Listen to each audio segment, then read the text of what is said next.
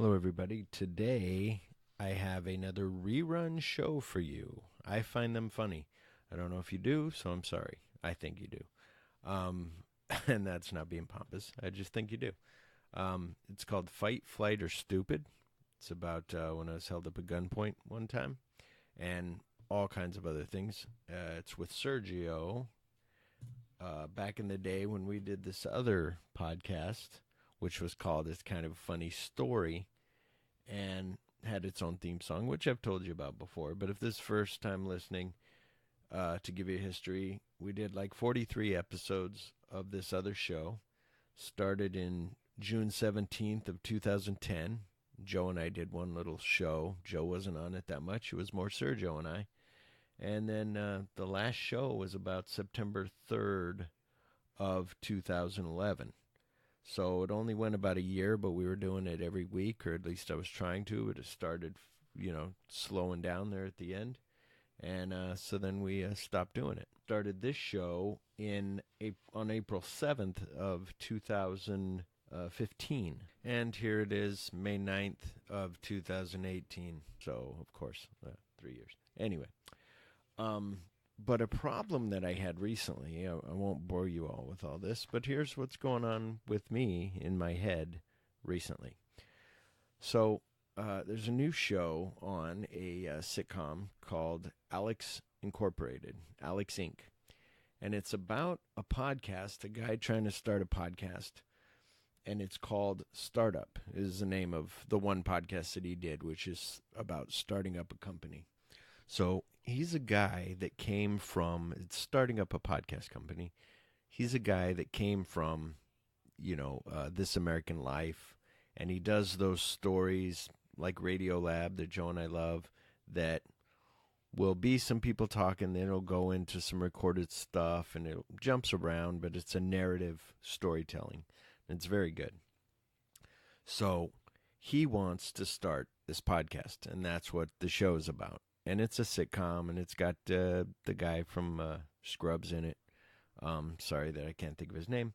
It's got him in it. He's starting it. So then I start sitting there, and I'm doubting my own podcast watching this. Not that I think that I can excel and do these newsworthy kind of stories, but I just started thinking, like, should I change it? Which every once in a while, I don't know how long, maybe once, twice a year, I start thinking, gee, is this right? Like, we're just doing kind of a hodgepodge podcast. Does anybody enjoy it or like it, or do they just stumble across it and then they're like, this is interesting, but it's not up my alley or whatever?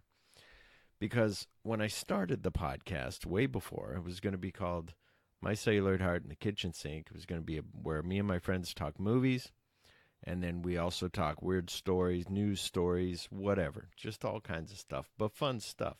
As if you were hanging out with your friends, which we are. So I thought, well, that'd be good. Then I thought, that's a very long title, like My Celluloid Heart. For one, my dad goes, nobody knows what celluloid is. I said, Dad, come on. Most movie people know celluloid is the film stock. And he was like, sounds like solenoid. My Celluloid Heart, that's like mechanics? No, it's not mechanics. Anyway. So then I said, I'm going to tell stories from my childhood. And my buddy Joe said there was a movie came out about that time called It's Kind of a Funny Story. And Joe said, that'd be a good name for a podcast. Your podcast could be called It's Kind of a Funny Story because your stories are kind of funny. And I said, oh, it's interesting. So we went with that. So we changed it from whatever I was calling it, made it It's Kind of a Funny Podcast. And, I think I did call it for maybe the first episode. I don't know, whatever it was. And said, okay, this is what we are. And that's what we became. And then after a while, I said, well, I've run out of stories to tell. Although those are all on the old podcast, so I could bring all those stories back to this podcast. I said, I've run out of stories to tell. How do I make this, I can't call it It's Kind of a Funny Story because I've run out of stories. So I go, I'll just call it It's Kind of a Funny Podcast. So I did. And then part of me just regrets that name in a way. And now I have a theme song that a friend of mine, Michael, did. And Michael and Jared, they did the theme song. It's very good. I like it. But now I sit there and I question myself, like, do I need to just break everything apart and change this whole format and go to something specific, do a podcast on a certain thing? Or do I need to keep what it is, but me be more formatted in a certain set structure? So I kind of decided to probably set up the structure back like Sergio and I had, which was we would meet up, we'd start recording, I would read some emails, then we would go into observations or whatever was going on with us, which were like funny stories that we ran into. Sergio almost got in a fight at a Circle K, and I had some idiot security guards that work for me that did stupid shit. So we would go through that, and then maybe what movies are you watching? What's some weird news? We talk about that. Maybe we bring up topics. So, for example, the show you're about to hear is kind of under that format. Like, we start out, we read some emails, then we get into what happened on the show before, where Sergio said the Mad Max car was not that cool, and he may lose his man card for her, and all that kind of stuff. I talked about being robbed at gunpoint, a story that happened to me years ago from the point of the podcast, but it was a story that I told that Sergio found interesting because he was wondering how he would deal with it. And then I talk about my childhood, and I talk about my mom winning $5,000, and we don't know where it is. And my mom's dead now, but so that secret died with her, so I have no idea where to check. But anyway, you hear all about it on this show. But so that was things that I deal with. For those who are interested, Sean got a new job. He does not work for Amex anymore. Now he works for another company, and I think he's happier. It might be a little busier, but I think he enjoys it. I'm going to have him on the show coming up. And Joe now will be able to do the show like once a month, which, being as I do it every 2 weeks, it'll be, one time Joe and one time Sean, whatever. So that's the little demons that I fight with that are my thing of wondering if I'm doing right. My other thing was I found a bunch of my writing, and I want to read those, but I don't know if that's boring to anybody. I find it interesting, of all these old stories. My cousin, he's trying to write a book. He said that we should wait, and I should work on writing more, and we should do a whole podcast on, two writers and all that. And I said, well, I don't know about that. Like, we're not even there yet. Like, for one, I just like writing for fun. So, I'm not trying to pass on a legacy. I'm not trying to be Michael Crichton or anything. So I'm just having fun. But anyway, that's why I do the podcast. That's why I enjoy this. So congratulations to us, everybody who's in for being 3 years old on this podcast. I don't do the other one anymore, but it's still up and still getting views. And it was a free podcast. Anybody who wants to start a podcast and doesn't have the $10 to pay to, say, publish your podcast on, like I do with Podbean, or some people do with SoundCloud or whatever, you can go right there to Blog Talk Radio, and it's free. You have to do your show like in the middle of the night. It's live, but then it's archived. It's live for 30 minutes. It records. 15 minutes it goes over, and that'll be saved to your recording. So the people listening live, their show might cut out, but they can always go back and listen to the last 15 minutes. Anyway, it's a cool thing for a free podcast. So anybody wanting to start a podcast, you can do it that way. That's what I did. And other than that, those movie guys podcasts that Joe and I talked about on the last show, one of the hosts there, Joe Merle, he sent me some stickers and like some postcard photo things and 2 drawings that he did. He's a great artist, and he did one of the Joker, Jack Nicholson Joker, and Freddy Krueger. So I was like, awesome. So that was like a treat. Like, I opened it, and it was cool because on Instagram we have this podcast community that I love. So it was just a great thing. So I'll be putting those pictures up on Instagram under It's Kind of a Funny Podcast, in case you're all wondering what my Instagram is. And my Twitter is at kind of a funny pod, and or I'm under Phil the Movie Man, or you can look us up on Facebook under It's Kind of a Funny Podcast. So please give me comments, give me whatever, anything you want to hear us talk about. Go for it. Our email is at the end of the show, but it's kind of funny podcast at gmail.com. So I'll shut up now so you can listen to the show. So here is Fight, Flight, or Stupid, and I left the original theme on there. So please enjoy. As smart as I know you are, I think you're a little retarded after the story. I've been shot at many times. Going into a whites-only store. Whatever, you almost blew me the moment I walked in the door.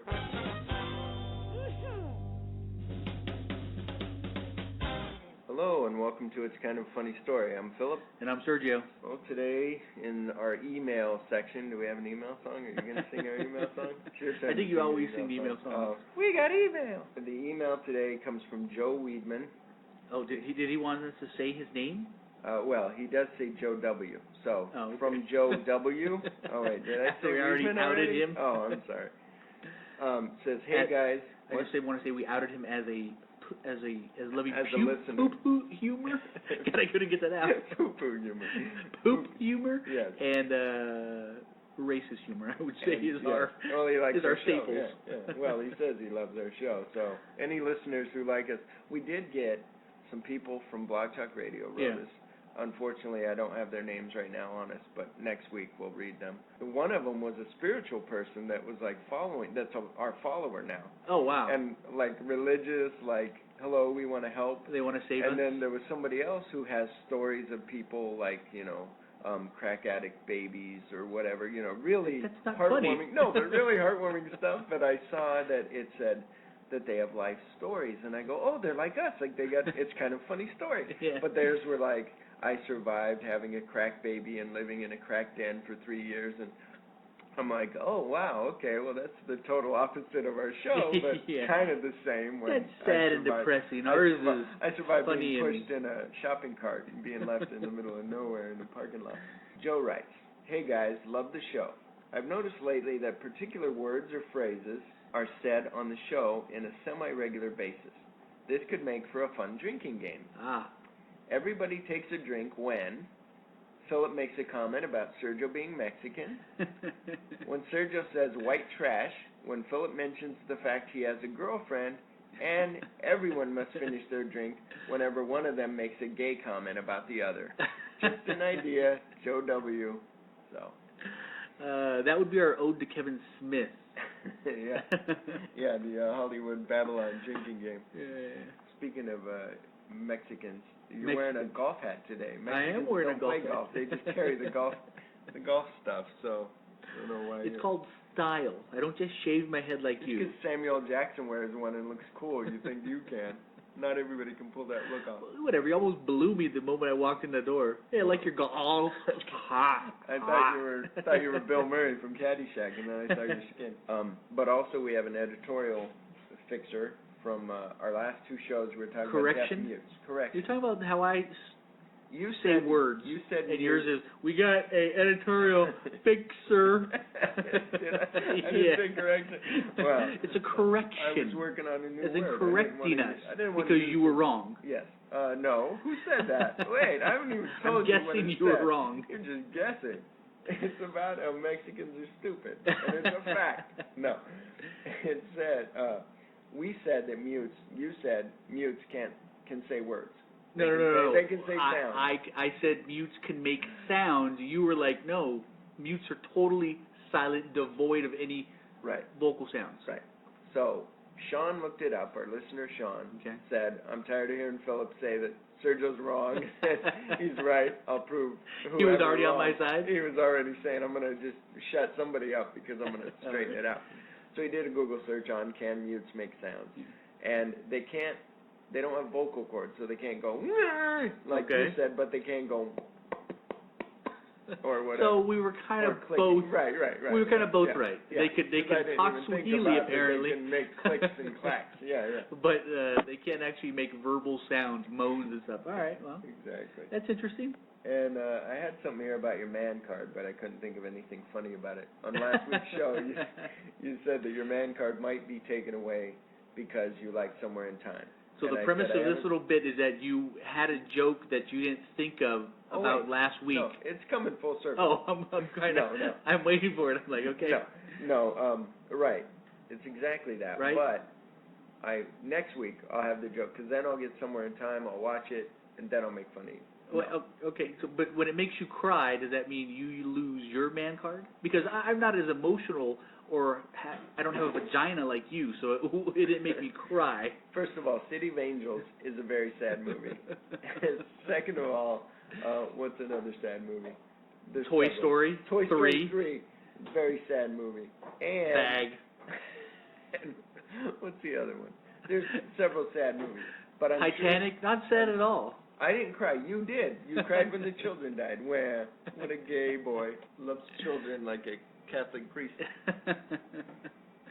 No. So you're just warning everybody that next week you'll have a man card joke. I was gonna. Then you made a comment about the Ford from Mad Max, that you didn't like the Ford Falcon XB, the Australian Ford.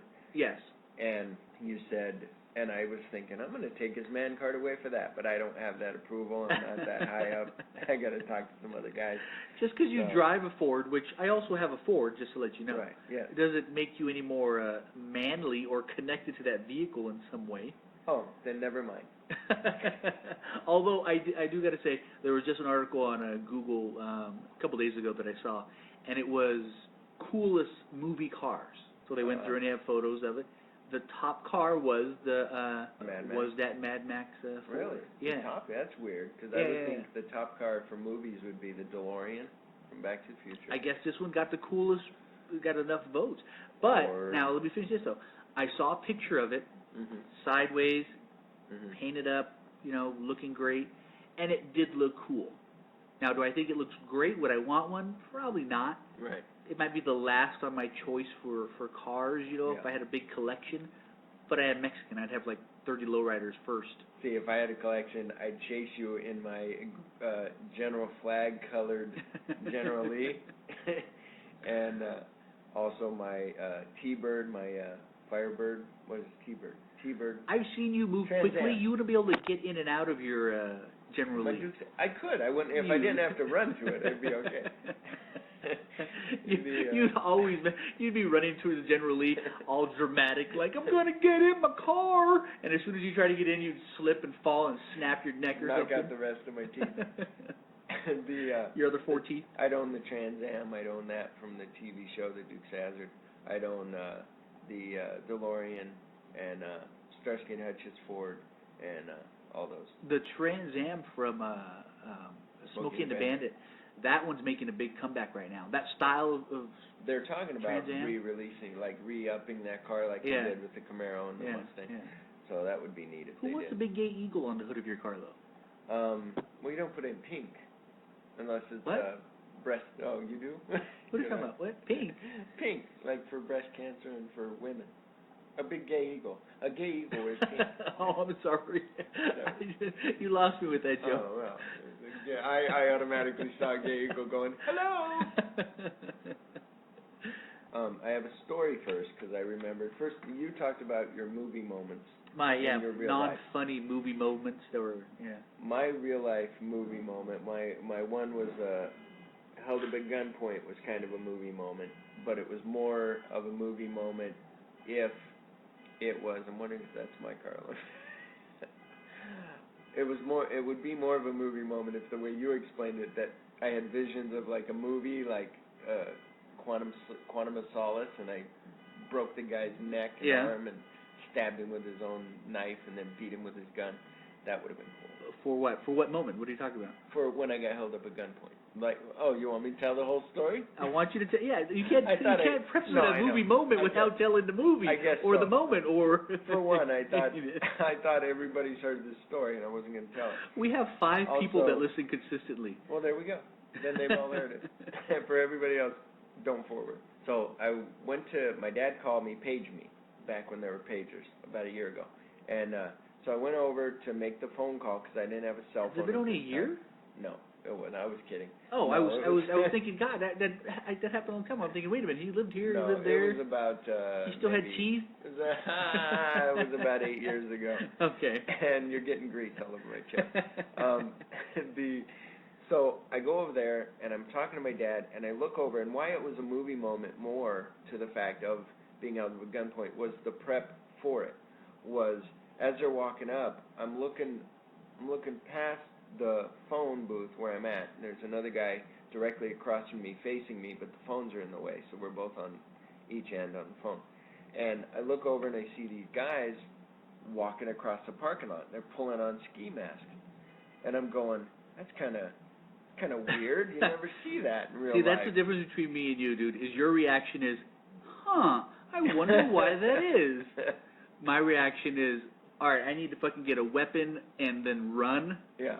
Yeah, see, mine was, that's weird. And automatically I thought, because you and I know that we both think different. You think, you think reactively, of torture, you think of torture by robots as pinching your nipples. I think that I can maybe overtake the monsters. But then when it comes to real life scenarios, the guys with guns, I think they're probably just fucking with their buddy, and their buddy's probably this guy on the other phone. So I'm waiting. They walk up to him. They go, give me your money. I'm on the phone. In my head, I'm going, that's pretty funny. They're fucking with their buddy. That's pretty funny. And they go, give me your money. And I go, when are they going to tell him that it's his buddies? Like, hey, we're your buddies. We're just fucking now, with you. I don't think I asked the last time. How far apart were you from this other guy? You and I. So about 2 feet? 2 really? feet, yeah. So you're watching this other guy get mugged, not thinking it's real? There was a phone in the way. So this tray here in front of us is the phone. So the phones are back to back. So right, and so I'm on this phone, he's on that one. I see him being pushed away, and they're saying, "Give me all your money." And I'm going, when are they going to pull the mask off? I go, psych, and they never did. And so I keep watching. So I'm on the phone, and my dad put me on hold right about then. And I'm like, okay, and I keep watching these guys. Then one of them. As smart as I know you are, I think you're a little retarded after the story. Sometimes it's overthinking, and sometimes it's underthinking, and sometimes it's overthinking, where then that nulls it all out, and I just stand there like an idiot. Because then the guy comes over, the guy without the gun, and he goes, give me your money. And I go, I don't have any money. And he goes, give me your wallet. And I go, I don't have my wallet. And he goes, and because I just came from upstairs, and I wanted to be like, I don't have any money, it's up in my apartment. I was just going to say, if you were to say that, that's really, really stupid. And, if you want to go up there, I'll give it to you. But I said, but I didn't say that. Thank goodness. I said, I don't have my money. They would have robbed your apartment and raped you. I go, I don't have money. And he said, give me your wallet. I said, I don't have my wallet. He goes, you don't have any money? I go, no. He goes, you don't have any fucking money? I said, no. And then and then I'm just standing there like, what? And as he comes up and he's asking me that, I'm like, I don't know. Should I hang up the phone? Like, that's my last quarter. I don't have any change. Like, I got $80 up in my apartment, but that's my last change. I got to put a quarter in there to make that call. Your life don't mean anything. So if I hang that up, now I can't call my dad back because I'm not going to go to the fucking store to get a quarter. So I'm like, and I'm hesitant. I'm going, that's a quarter, and my dad didn't even get to tell me what he wanted to tell me. So was it going through your mind at all that, God damn, I should get a fucking phone in my apartment? No. So that regret of not having a phone in your place, like most normal people, most 30-something-year-olds. What would that be? 30-year-olds. Most 30-year-olds. The very next day, I think I was 32 or something. Very next day, I got a phone. 10-year-old. Yeah. This was after 2001 something. So you would. Yeah, maybe I would have been. I was just turning 30. I was 28. I was 30, 31, whatever. I'm 39 now. Anyway, so the guy says, so I'm thinking all this, like I gotta hang it. So I hang up the phone. The guy asks me for all my money. So I don't have it. Then the guy with the gun comes over. He's got like a 45, like a Browning 45 with a silver port and all this stuff, and it's black with silver port. And he aims it at me, and he goes, "Give me your money." Where do you point it at? He pointed it like around my chest area, like below my nipples. Rub my nipples with it. And so he's got it here, like about like you and I, and he says, "Give me your money." And first of all, I'm thinking, shit just got real, like on Bad Boys. And then also, and in your mind, you had that big swooping shot that encircles right, you three, encircles both of us, and I'm like, oh my god! all the way around till it gets back to your face. That went through the phone and through the glass and through the building and through the rocks. I'm sitting there and I'm looking at the guy, and I'm looking in his eye, and he says, "Give me your money." And I said, "I don't have any." But now I'm pissed at the guy because his buddy just asked me, like, "Don't you guys communicate?" No, describe them for me. Size them up for me, because that's what I would automatically be doing. If I were to see two guys come across the street pulling ski masks over them, over their faces in Arizona, well, that's my first thing. Is, all right, I need to fucking run. I thought you were going to say, and areolas. Yeah, little tiny ski masks to cover their nipples. That'd be cute. I'm sizing you up, mister. But then if I were to stay after I saw that and not run, I'd think, okay, let's see how big these guys are. Right. Could I take one and or both? Right. So describe them. Were they big guys? Well, that's what I was doing. All the while, I'm not only thinking like, what's going on? These guys aren't fucking with their buddy, because now they're asking me for money. And they're serious. And after the one guy said, "Give me your money," he was a little shorter than the other guy. He was about my height, or maybe a little shorter. And then the other guy with the gun was maybe, I'm 5'10", he was maybe 5'11", or something. Big guys, wide guys? No, just normal size, like, I don't know. Bigger than I you, would though, say like normal than me, skinnier. but yeah, not skinny, just kind of a little bulkier. But they were wearing black and wearing black ski masks. The one had like his homemade ski mask. It looked like like on Boondock Saints, where the one guy had to make his own. And one had professional ski masks. The one without the gun had a made-up one. And so the guy with the gun says, "Give me your money." I said, "I don't have any money." I'm thinking like, I just told this guy, like. And then he goes, "Give me your wallet." I go, "I don't have my wallet." And I'm getting pissed, which I was amazed at when I thought back, like how I'm like, I don't have it. And he goes, and he said, maybe it wasn't the other guy, but the guy with the gun goes, "You don't have any fucking money? You don't have any fucking money?" And I go, "No." And his buddy then turns to him and goes, "Shoot this motherfucker." And so I'm just standing there looking in the guy with the gun's eyes. Yeah. And I'm waiting, because I'm thinking, at that moment, all these thoughts that are going through my head are, okay, I could run, but I'm going to get shot in the back and I'll die like out of breath because I ran to the edge of the restaurant.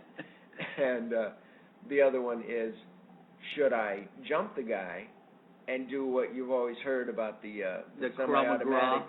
Semi-automatic, if you hold the back of that gun, it can't fire because the gas has to expel and it has to shoot the back. So if you hold it where the hammer can't go or the slide can't go, then you can pull it into your chest. And your hand movements reminded me of doing the Krav Maga move where you kind of reverse it.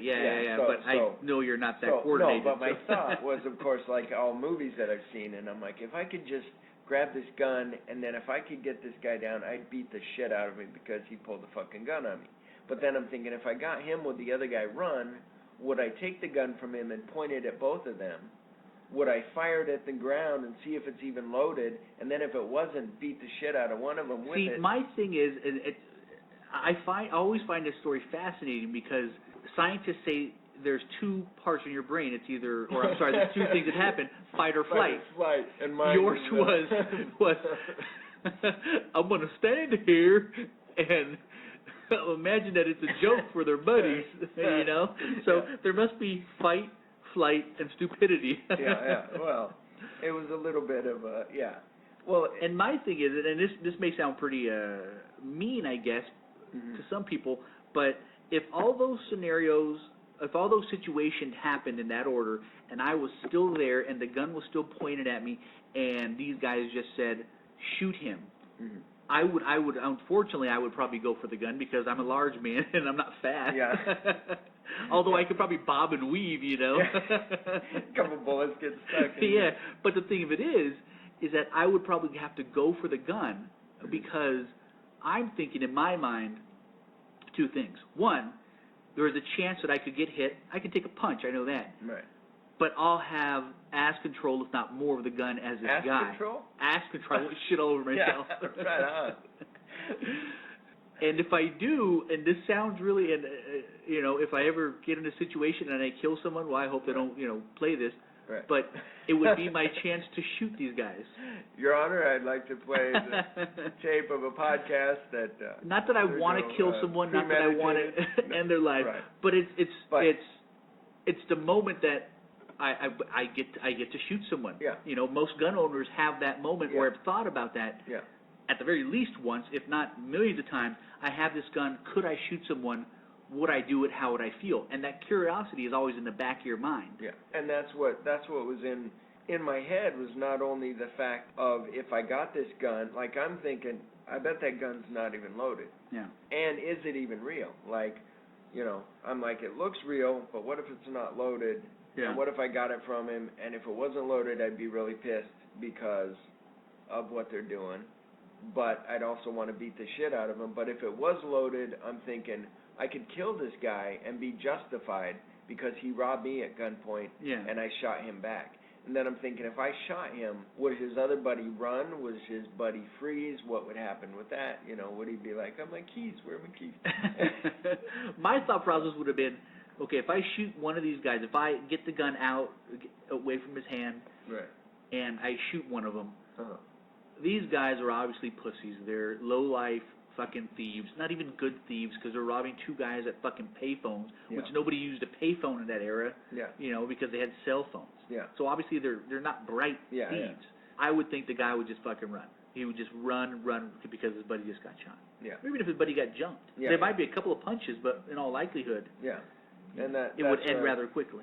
So the guy says, shoot this motherfucker. I'm looking in his eyes. I'm waiting for the gun to go off because I'm thinking in my head, I'm going, what do I do?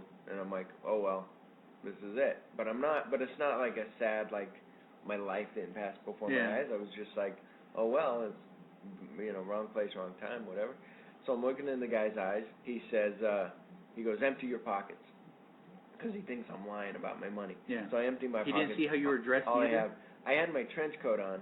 My dream in my head is that if I would have carried my shotgun from upstairs, which didn't have a butt on it, so I could have held it under my jacket. Yeah. So of course now, best case scenario now, this happens. Yeah. And let's say we go back in time, and I'm there, and I got the shotgun under my thing, like Reese in Terminator, and I'm sitting there, and the guys come up and they go, give me your money, and I go, I don't have any money. Then the guy with the gun comes and says, and the other guy goes, shoot this motherfucker, and I swing my hip. And I throw that shotgun out, and I shoot the one guy or shoot it between them so it spreads. Well, first of all, the variables in that situation are a lot, though.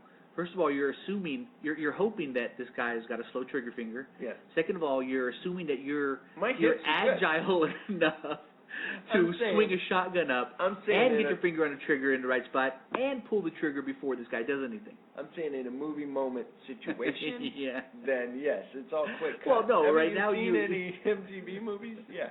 No, I would swing it around, I would grab the shotgun, I would shoot the guy, he would fall down. Yeah. So my thing was like if I shot him, anyway, so they take off and they leave. They see that all I have is my keys. They take off running. I get on the phone, I call the police right away. There's 3 cop cars, a helicopter, they're all there. I'm telling the guy what this guy said. I'm replaying it all for the cop. And as I say it to the cop, I say the words, he said, shoot this motherfucker. As I'm saying motherfucker, the words get trapped in my throat. Yeah. And all my adrenaline fucking leaves my body, and I got really weak in my knees, and I'm like, whoa. And I had to sit down, and I'm like, holy shit. And that guy's like, the cop's like, yeah, are you okay? I go, well, I just realized that they said, shoot this motherfucker. I was just waiting. I'm looking at this guy in the eyes, waiting for something to happen.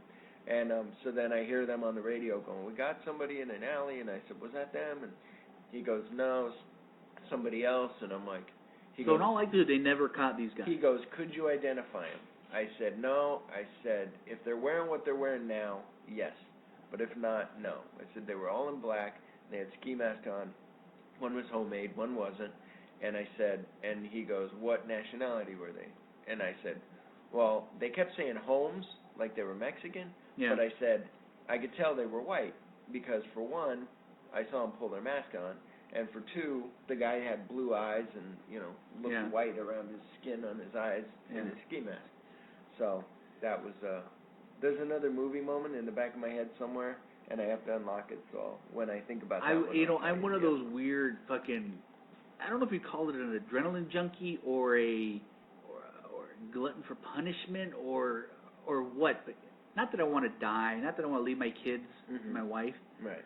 but I find those situations like that really interesting, and I almost, and Yvette will smack me around for this later, I almost sometimes would like for something like that to happen to me, really for two reasons. One, to see how I react to it, Right. and two, to fucking, hopefully win the fight or whatever happens and Yeah.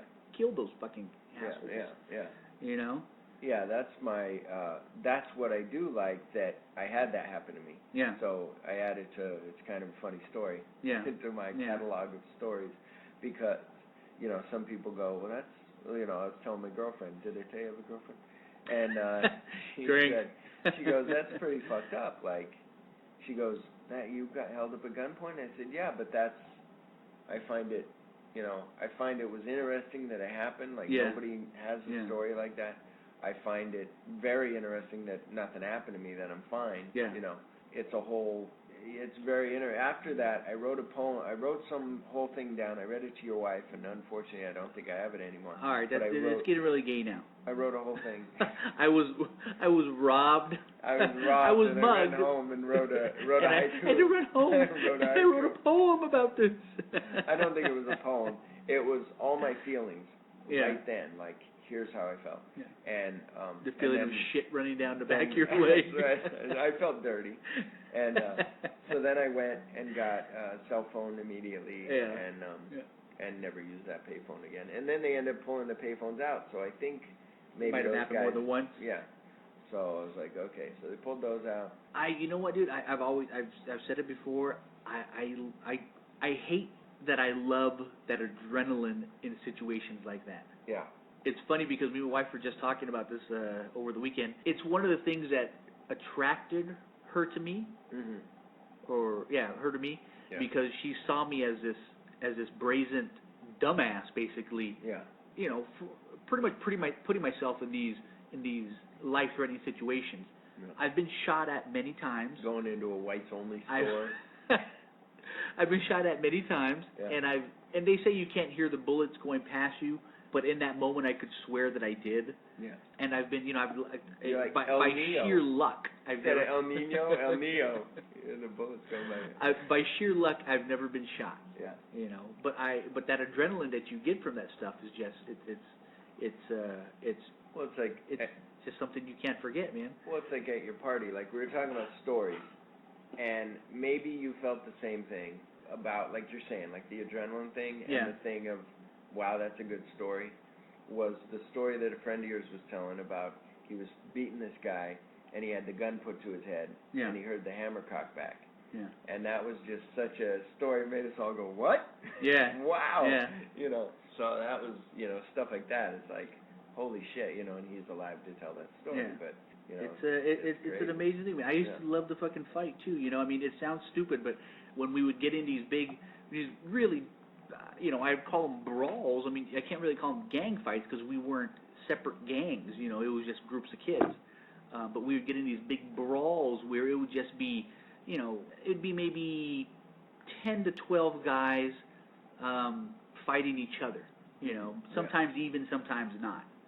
And it would just be, you'd just be going around fucking either getting punched or punching somebody else. Yeah. And at times, depending on the person I was with, usually we would try to, fight intelligently, you could say, and we would get back to back. With levers and fulcrums. Push him over there, and he'll land on the plunger, and he'll drop down. The tree will bend and hit him in the head, yeah. Slingshot him over the wall. But we would try to fight intelligently, and some of those moments were fucking exciting because and that's why I think some of my buddies that I had as a teenager I keep, because we had these almost those surreal moments together. Yeah, these moments where your adrenaline was going so much that it forced you to be closer. Almost like, and I hate to belittle what soldiers do, but almost that type of scenario where you're in these life-threatening situations and you're like, wow, these guys were literally there at times to save my life. Yeah. Save me from my own stupidity. Yeah. I have that with my invisible friend. I used to have an invisible friend. My mom and dad would buy food for him. Did I tell you this story? Would they let you eat that food, or would they be No, like, no, what you they can't would touch do- it? No, what they would do is I would say, my invisible friend, you know, we'd go to a restaurant, and I'd go, he wants food, and they knew his name. I was like, he What was wants to his eat name? too, he's hungry. I don't know his name anymore. I think something with an M, but anyway, I was like, Michael wants some food or something. And then my mom and dad were like, okay, and they'd order me some food, and they ordered him some food. For Now some we're- reason, Morehouse popped into my head. I have no Now idea. we're why. white trash because you're thinking of me as a Simpsons. What's that kid's name? What's- Millhouse. Millhouse. Oh, Yeah. oh, I was thinking Morehouse for some reason. That's what popped But in I my did have a friend that reminded me of Millhouse. His name was Nathan Friedman or Fritzman. Nathan. You? Anyway. You mean? No, it was another guy. Believe it or not, black hair with glasses. Anyway, us being white trash, my parents would order food for my invisible friend, and I'm like, how did we afford that? But they explained it that I don't really remember that. I remember going to the restaurant. I remember ordering food. Yeah. Or I remember when they tell me I put it into a movie scenario. But my dad and mom said what they would do is order that food, and then my dad or mom wouldn't order something. And then they'd go, okay. is Mike going to eat that food? And I go, I guess not. And they go, well, then we'll eat it. And then they'd eat it. So then Morehouse they'd buy and their own starved food. to death Yeah, in I'm your like, basement of your no, house. He's hungry. He's like a Holocaust victim. But, you know, we all love Nazis. Another quick story was my mom. Did I ever tell you that my mom won money on a radio station? She won $5,000 from KZZP. No, really? Yeah. Go figure. Nobody knows where that money is to this day. Oh, it's buried someplace. One of your old houses. she went. Or she snorted They it. used to have a thing on KZZP that was a radio station here in Phoenix. They would say, we're going to give out money. We're going to be around this area Oh, I remember. at Yeah. 4 o'clock in the afternoon. So, or after work. So I remember it was like 6 KZZP. o'clock. So at 6 o'clock we had my mom, my mom's boyfriend at the time, his daughter, Yeah. her husband, Remember they had to run up and say a some other certain kids, phrase. yeah, some other kids, and then I think I was with my mom's boyfriend, and we're driving around, and we're looking for the KZZP van, this Yeah. big red van, Yeah. and we're driving around. All of a sudden, we see that the red bands were 98. no, but this was red, but it said KZZP. It wasn't Oh. as red, or it was kind of red, or maroon, Maybe orange, or because whatever. I thought it was black and orange for KZZP. It might. I don't know. It seemed red, but Yeah. anyway, they pulled them over at 59th and like Thunderbird. Yeah. And we saw them all pulled over, and we heard on KZP, they pulled somebody over, and we said, oh man, we pulled over, we get out, everybody's run over there, it's this big communal, like all these people, and what they would do was they had 2 envelopes, and they would say, now pick. Now one envelope had the money that had been passed on through the week, Yeah. because nobody picked it, so by the end of the week, on a Friday, when my mom got pulled over, it had $5,000 in the one envelope, or 100 in the other, because people had taken all the 100, you know, Yeah. had grabbed that other one. So, guy pulls her over. So we get up there and we find out that it's my mom. And the guy's talking to her and he's saying, hang on. And he gets the envelopes ready and he hands it to her and he goes, what's the station it pays? And she says, KZP 93.3, not right. 104.7. 104.7? Is that what it was? Yeah, something. Anyway, KZP, whatever. She said the call. Your mom made $5,000 and you can't remember their slogan. No, really? I can't because she didn't give any to me. But here's the story that I heard. So first of all, She bought your imaginary friend food with that money. she that was before she won the money. She got there, so she tells the call letters, tells her the whole thing. They said okay. They give her 2 envelopes.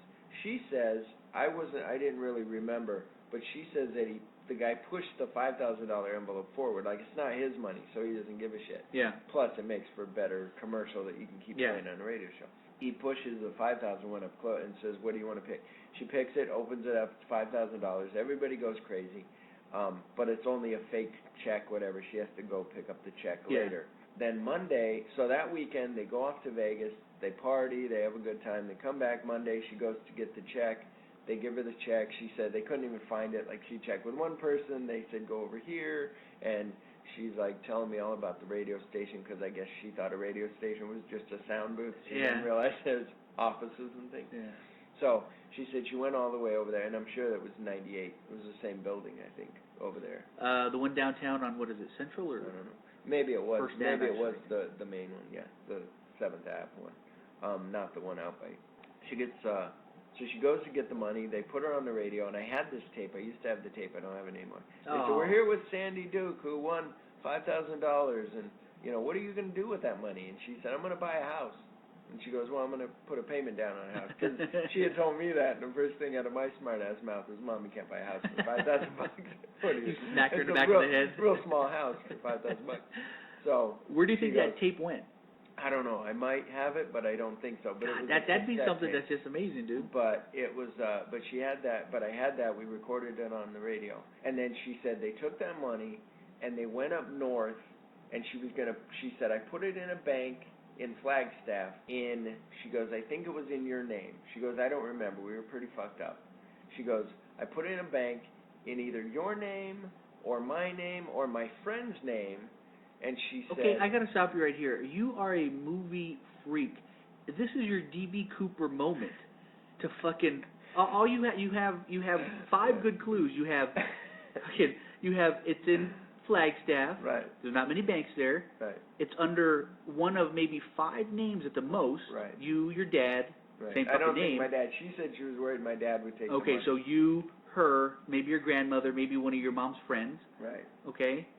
It's less than it's about 2 hours away to Flagstaff, and it's possibly $5,000. I don't remember what the fucking 5th one I was thinking of the 5th clue was, but yeah, $5,000. Why aren't you there now?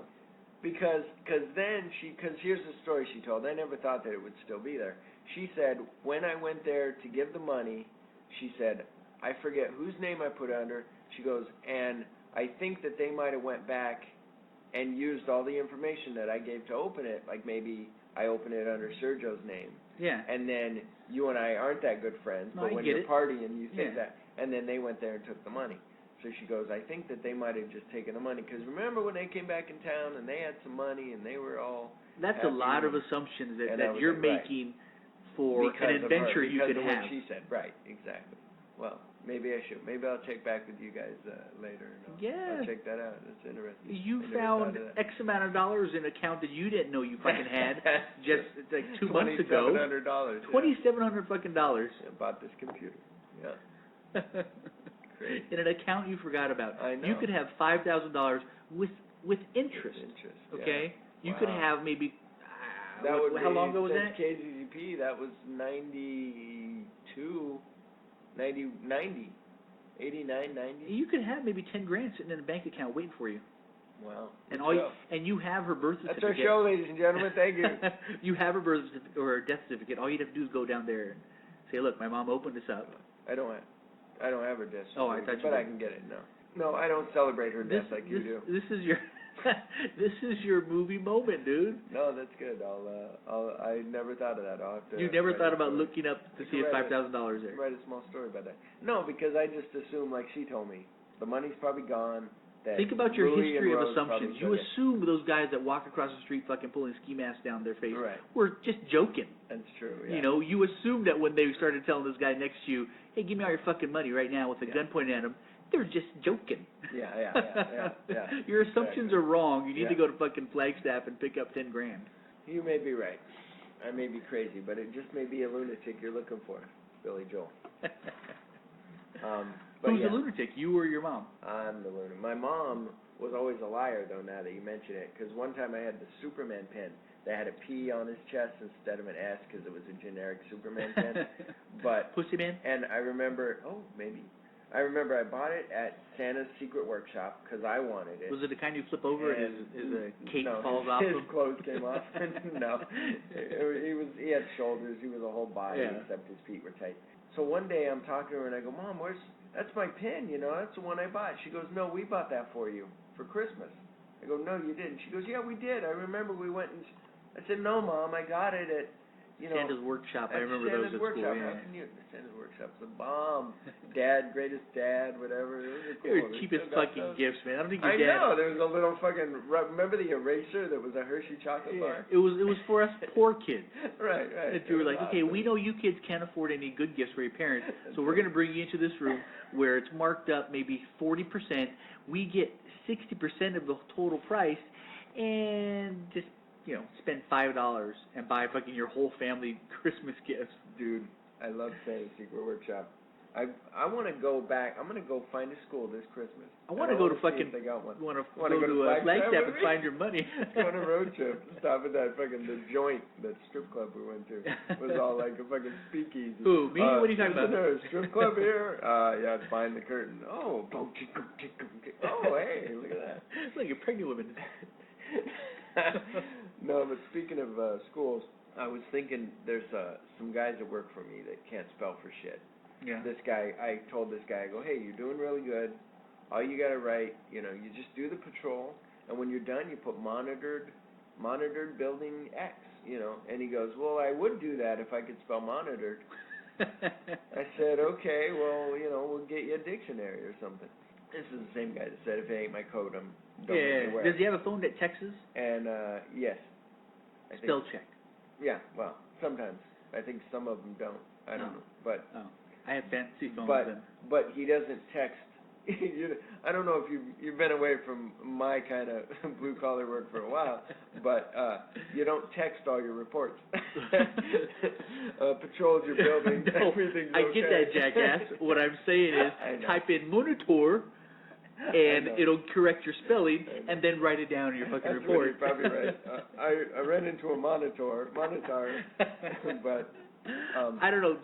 Spelling shouldn't necessarily signify you're an idiot, because I have horrible spelling. Right, and friends of mine do. And people, there's things that you can't spell, and there's things, but there are things from school that I've learned that have always stuck with me. At your party, which cracked me up because we had this party, and I'm walking around your party. Everybody's talking politics, and all I'm doing is fucking reciting the preamble, walking around the fucking kitchen counter. I don't Everybody remember else is talking, and then you're going, you remember that? And I go, yeah. You go, you should do that on podcast. No, I know what it was that I said on the podcast. I said, and to you I said, do you realize that all the people that are against abortions are the people you wouldn't want to fuck anyway? And you go, that's good. You should do that on a podcast. I said, I stole that from a comedian. I was also fucking really drunk and hammered. But the preamble I remember because there were certain things in school that they would say, here, you got to memorize this and then do it in front of the class. So they had me memorize the preamble. You had to walk around saying it. You did, sentence by sentence until you had it. And then you got it, and it was down, and now you can't shake it out of your head for whatever reason. There's things like that I still use to this day is I before E, except after C, or is sounded as A in neighbor and way. Uh-huh. So whenever you're writing handkerchief, that's I before E, except after C. And then when you're writing like neighbor and way, so you know that the E goes first. Yeah, you don't have to explain it to I'm just telling you, in case you can't visualize the words, received, I before E, except after C.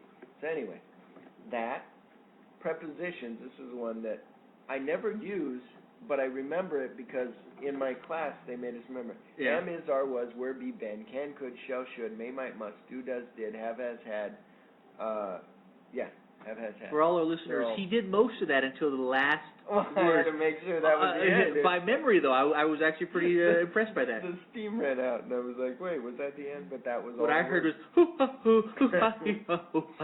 those are all the I didn't understand what you're saying. Here's another one that I remember, and then this has a funny story to go with it. You say, in 1492, Columbus sailed the ocean blue. That's how it goes. That's how you remember that Columbus sailed the ocean blue. From the look in your eyes, I see that you don't know when Columbus sailed the ocean blue. No, from the look in my eyes, I think of, goddamn, I've read more books talking about how Columbus didn't discover shit and was actually a horrible, horrible person that, had a slaves cut out their hands if they didn't bring gold. That's what comes to mind now as an adult. Yeah. But there was a kid in there, we were all studied, this one kid, he's a smart ass, because I'm sure he sat and thought about this as it went to each person, so we'd each learn it, was they'd go, okay, and you'd say 1492, Columbus sailed the ocean blue, go to the next person. Yeah.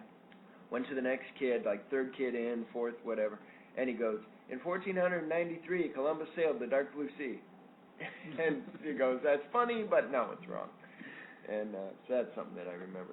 And something that, and then the preamble that I know, like I said, we the people of the United States of America, in order to form a more perfect union, establish justice, ensure domestic tranquility, provide for the common defense, and promote the blessings of liberty to ourselves and our posterity, do ordain and establish this Constitution of the United States of America.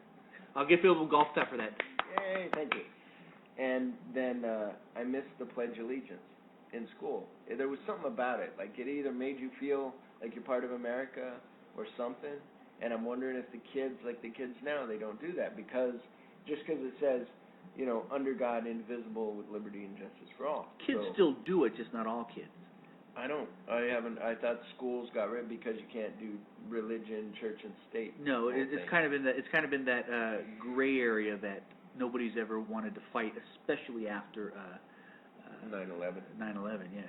Because what's interesting is that says under God, yet our money says in God we trust. Well, in God we trust wasn't put it on till the I believe it was 1950s, during the beginning of the Cold War. Mm-hmm. It was specifically put in there to kind of if I remember right, differentiate us from what they called the communists, the non-God-fearing people on the other side of the fucking ocean. Which is weird because they probably use our money still.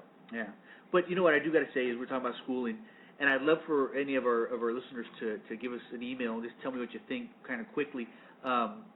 I consider my education really, I maybe have a 7th or 8th grade education, because at that point I tuned out school, rarely read, rarely did anything, never graduated high school. Although I'd like to know what people think about when they hear us speak, because I've tried to, as an adult, to be more well-read because I know what I'm lacking. Right. Math I can do, but I'm not very good at. Grammar, you've read some of the stuff when we've tried to write scripts together. Yeah. You know, it just doesn't work for me. I can't. There's just stuff. The specific skills of the subjects I don't know how to do. The information I can retain, and that's why I like to read now. Is that because I'm not a smart man? Yeah. But I try to read as much as I can. I was gonna say it makes sense now why you wear the golf hat, because you look super intelligent. You look really smart. Did we have any news? Well, there was news. Macho Man Randy Savage died of a heart attack. Macho Man Randy, go! Did you see the picture of him before he died? No, I didn't. Right before he died, like in a photo radar. No, but he had just a picture of him like in a Levi jacket. Kind of looked like just some random day. But he was bald and had this weird shaven beard, and it was just it's sad because the way when I first heard he died. Yeah. Macho Man Randy Savage died. Yeah. I picture that young, fucking really muscular guy with that nasty ass hair though. Well, the last time I saw him was on Spider-Man. On the first Spider-Man movie. Yeah. He wrestled Spider-Man. That's right. That's the last time that I saw him. Yeah. And he looked still semi like, Macho Man. And then all those wrestlers were like so, big now. Like Iron Sheik was on Howard Stern, and he's a weirdo, and all that stuff. All those weird people. See, I wonder what happened to Rowdy Roddy Piper. I actually liked him. He was. There's a really good documentary if anybody wants to watch it called Beyond the Mat. I think I saw that one. It was all about like how it is fake and how it's real fake. Like it's really interesting because it shows The Rock and the this other guy that had his face all cut up. I can't think of his name, but do you take out your teeth when you watch wrestling? No, okay. And I don't watch wrestling. My cousin does, but when he went, they went around the arena and said, "Here's where we're gonna fight. I'm gonna push you over this," and they checked out everything. And they staged it all, like as they fought. You're acting so surprised. And I'm surprised that they rehearsed that much. Yeah. Like I thought they would just be like, throw me around. If you're throwing a fucking 280, 300-pound man around, or he's throwing you around, I'd want a little practice before going up in the stands, a little rehearsal. And everything. I wouldn't even go up in the stands because those wrestling fans, I would think they just want to rip your shirt off or, just try to fight you or whatever, just do crazy shit. Did they touch on the steroid abuse at all? With Jake the Snake Roberts. Because he was an addict. He was an addict. He was trying to get clean, but he wasn't. He was trying to talk to his daughter. And I saw like I think half of that because I remember that stuff with Jake the Snake. That was towards the end of it. Yeah. Oh, speaking of drugs, dude. So check this. Would you buy drugs online? Depends on what kind. What kind? Marijuana? Any kind of drugs you wanted, basically. Anything. I guess. That'd be interesting. There's a website, and it's kind of like a website called Silk Road. I got to tell a Craigslist story. Remind me of that when you're done. A software developer This guy Mark, I'll call him Mark for the article that I read. Okay. He ordered 100 micrograms of acid through a listing on the online marketplace Silk Road. He entered his address and paid the seller 50 bitcoins, untraceable digital currency worth about $150. 4 days later, he was sent a package from Canada that arrived at his house. Silk Road is apparently like this online black market, like a real black market. Wow. And you get, like kidneys and stuff? See, that's the thing is they exclude a lot of things. It's mainly for drugs. Uh-huh. Some of the things you can get are like you can get Afghan hash. You can get an ounce of sour 13 weed, which is apparently a special brand. I don't know. Wow. You can get ecstasy. You can get black tar heroin. Wow. These are all things you can get delivered to your house. Wow. There's a listing for Avatar, which is LSD, and it includes a picture of the blotted paper, I guess, that you take, that has blue faces on it from a James Cameron movie. Wow. Yeah. I don't think James Cameron had that idea when he made wait the a movie. minute. Maybe he'll take that for the sequel. Yeah, but it's the weirdest thing I thought, dude, because sellers are all around the world, and the way they haven't been busted yet. So it's like a Craigslist, but it's like with a bunch of sellers, not just one person. Yeah, selling. different sellers, the different people that are specific drugs. Yeah. You know what I mean? Whatever you want. The way they get around this is it's kind of tricky. They have it's only accessible through a how do you say that word? See, this is where my education comes in. Anonymizing network Tor. See, look, I can say that word either. You can either. All right, I don't feel like stupid. Like anonymous. Yeah, it's an anonymous space. You could break that down to simple terms for us simple people. Yeah. Anonymous space. Anonymous space network called Tor, which I guess it requires you kind of doing some certain things in order to get to the site. Oh, right. Okay, just to even view it. Oh, you right. have to do Almost these certain like a rave. Like how at rave, remember to raves, it used to be like, I don't know if it is anymore, but you had to do certain things. Yeah, you had to go, you had to know who to talk to and how to get there, Yeah. But it was just amazing to me, man, that all these people, are doing this. And people are making money off this. And the way they're doing it is you also have to buy these bitcoins, and the bitcoins, basically you pay somebody on a certain Bitcoin site X amount of dollars, and you get a certain amount of bitcoins in return. Those bitcoins are then given to someone as a payment, and then they can return those bitcoins and get paid for that. Right, like a casino type. That's weird. Yeah. I thought that was amazing, though, Dan. That is. That's weird. I mean, I almost want to have an experiment and see if I could buy something off that. If everything went that way, that'd be. I mean, like everybody says, if they made weed legal and all these other drugs legal, then there wouldn't be a fight to, Well, what's weird is about some of these people that are into the underground world. Most of them are libertarians, or not most of them. Some of them are libertarians. Some of them are just kind of anarchists. Some of them are hackers. You know what I mean? But they take the Bitcoin thing as a wave of the future. They're like, look, this is how you can get around the government economies, ruling the world. Yeah. Is by doing these Bitcoin things, or using Bitcoins. Yeah. No, that's interesting. Black market's always been kind of cool to think about. It has been, and now it's on the internet. My thing about the internet, real quick, is the other day my girlfriend gets online to look for me a job. I'm gone. I went to my friends to pick up something. I said, I'll be right back. All of a sudden, I don't realize I left my phone in my car. There's a text from me says, "How come you're looking up casual encounters on your fucking Craigslist?" And I'm like, and then I missed it. And then she goes, "We'll be speaking when you get home." And I get in the car and I look at my phone and I'm like, "Holy shit, what?" And then she goes, "That's why you're not answering." And I'm like, "What?" And I come in and I'm like, "What?" And she goes, "Why does I say that?"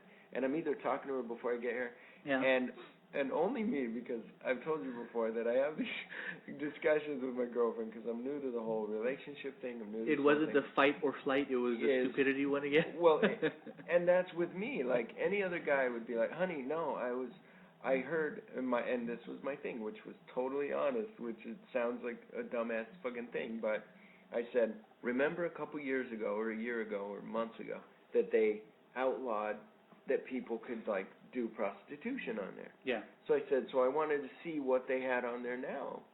So I clicked on it, and that came up. And she looks at me, and she goes, okay, but she's still pissed, but she's like believing me, which is the truth. But you know, it's the same thing with, like I told you, when I get lost coming home. I haven't done it for a while, but when I get lost coming home, and she goes, "What took so long to get home?" And you know, well, first of all, our listeners don't know what the hell you're talking about. Well, no, but once you explain to them, I get lost coming home on the freeway. Did everybody hear that? Yeah, I get lost coming home. Sometimes there's two freeways. Well, there's always two freeways. Yeah. There's one disappears every other third Wednesday. There's one that you have to make sure. I got to get off to go to I-17. The other one just gradually turns into I-17. So for a long time I was taking the one. But both of them get to I-17. Well, right, but one. So how do you get lost? One you got to get off onto. So I don't get lost, but as I drive, I pass that exit and I go, fuck, that was I-17. So I got to go to 35th Avenue and turn around. My point is, any other dude who would come home an hour late from work and be like, honey, I got lost. You're a fucking dumbass and you're cheating on me and get out. Mine is, honey, I'm lost. You're a dumbass. She just taps me on the head and goes, it's okay, sweetie. You're stupid. So, and for a long time I was like, no, it's legit. I wasn't focused on talking to Sergio on the phone. I was watching where I was going. And then, so, you know, I'm like, maybe it was Sergio's fault. And then the next time I'm like, I was listening to a podcast and I missed the exit. And the next time I was talking to her and she's like, you can't blame everybody. You're just an idiot. So anyway, so that's what got me in trouble with the fucking casual encounters. Now every once in a while it's, why don't you look up casual encounters? My wife's found me looking at porn, doing all that stuff, you know. She's pretty doing all that stuff. Well, not actually doing the on stuff. Baby dolls. But she's, you know, she asks me occasionally when she's, I guess when she is really curious, you know, what do you look at? I was like, I don't know. I said, I look at porn, you know, and she knows that I take care of myself, you know, once, twice a week, whatever it is, because unfortunately with our schedule, by the time I get home, she's asleep. Yeah. Plus I'm doing this stupid fucking podcast. I can't go home and bang the wife. Tell me about it. I got in trouble today. You know? She goes, I forgot Sergio was coming over. Yeah. She was all naked and ready for you, Philip, and you're like, no, I can't get ready for the podcast. That's right. We're talking about Craigslist. I got to look at encounters again. That's right. I was doing research for the podcast. But you know, she knows that I do that. Now it's to the point where she asked me.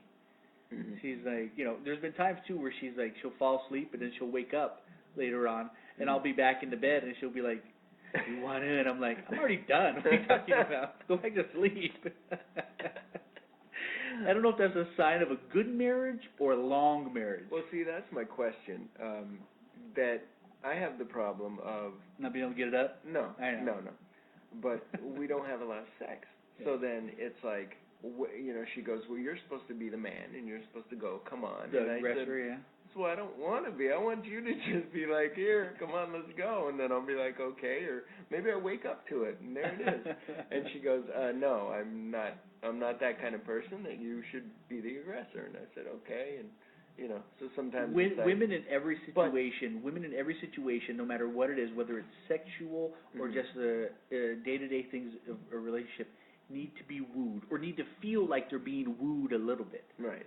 Well, I thought you were gonna blow me when I was gonna wake up this morning, but apparently not. Yeah. It doesn't work, dude. It doesn't. Oh, no. Well, unless you find yourself a little Asian woman that's really submissive, you know. Yeah. No, I had a treat last night, but that's something else. A little Asian woman? No, treat. By treat, I found her name was Treat Ching. No, but no, and that's my thing. Then you feel awkward, then I feel stupid when I go, we're gonna have sex tonight, and she goes, you know, and then I'm feeling like I'm not supposed to say it. I'm just supposed to roll over and do it. But I'm like, you know what? Tomorrow at 10 o'clock, we're gonna do it. Tomorrow we have a podcast, but after that, I don't think you should be saying it in this point in your relationship. No, I'm telling you, Sergio. Oh, tomorrow I got to meet you. We're gonna bang. Okay. We have a podcast now, but tomorrow we'll do it. Live sex show. There you go. That'll get us some listeners. There we go. Yeah. I'm the top. You know that, right? Casual encounter. Yeah. Anyway, go ahead. You notice Phil didn't say no. Yeah, He's just like, all right, whatever. That's because then I get you drunk. But switch it up. In your relationship at this point, since it's so new, you shouldn't be announcing when we're gonna have sex. Right. Now, in my relationship with my wife, it comes up like that because she may have had a long day. She may be tired. I may have had a long day. I may be tired. We may have been out with the kids all day. We may not have showered yet. You know what I mean? There's so many variables that we're now open about it. And that's the good thing that my wife likes is that I'm sexually, I guess you could say, retarded in the Mhm. sense that my sexual appetite hasn't slowed since I was 13. Mhm. So Yeah. I constantly I'm constantly, happy to have sex. Yeah. The other thing is, I'm constantly happy that a woman will let me touch her boobs anytime I want. That's I always think nice. you've seen me Yeah, at times yeah, yeah. grab her boobs or grab her ass. Yeah. I'm happy that a woman will let me do that Yeah, yeah. anytime I want, Yeah. wherever we are. Yeah. She gets a chuckle out of it. We'll be in the mall and I'll accidentally rub my hand across her ass or across her chest, and she'll be like, "Stop it!" I'm like, "What? Fuck them." And she'll just get a giggle out of it. Does she laugh and fart like she does? In the mall, she'll laugh. You touched my boob, huh? Whoops. Yeah. And then I take my hand away. Yeah. You're like, and oh, I smell it. that's why I don't, Oh. His other fetish. Yeah. Feet and farts. That's right. Oh, that's our show for this week. I think we'll end there. Yeah. You Where can't get else any better ending than we'll feet and stand farts. on your wife farting on your hand and boobs always being nice to touch. So that's our show. Don't forget to subscribe to us at It's Kind of Funny Podcast on iTunes or wherever you get your podcast from. Send us an email at it'skindoffunnypodcast@gmail.com for any topics or complaints. But most importantly, don't forget to be excellent to each other. What a gay boy. Loves children like a Catholic priest.